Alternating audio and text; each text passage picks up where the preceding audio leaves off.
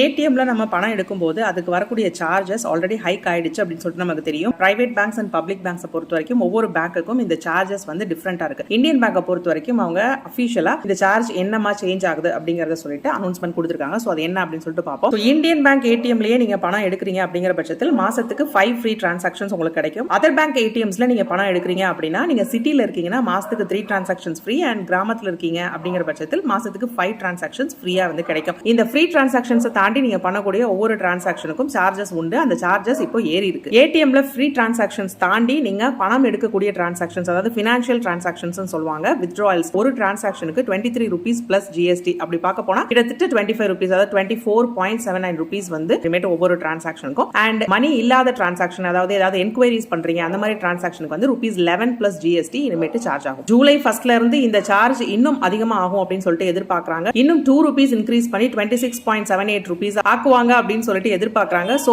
Transaction சார்ஜஸ்லாம் ரொம்ப அதிகமா இருக்கு அப்படிங்கறது தான் உண்மை. அதனால உங்களுடைய மாச செலவுக்கு எவ்வளவு ஆகும் அப்படிங்கறத பட்ஜெட் பண்ணிட்டு மினிமம் அமௌண்ட் ஆஃப் டிரான்சாக்ஷன்ஸ்லயே உங்களுக்கு தேவையான பணத்தை எடுத்துக்கோங்க. அப்பப்போ போய் தேவைக்கு எடுத்தீங்க அப்படின்னா இந்த ஏடிஎம் டிரான்சாக்ஷன் சார்ஜஸ் நீங்க பேர் பண்ற மாதிரி வரும். இதை பத்தி தெரியாத உங்க ஃப்ரெண்ட்ஸ் அண்ட் ஃபேமிலிக்கு இந்த வீடியோ ஷேர் பண்ணி அவங்களுக்கும் தெரியப்படுத்துங்க.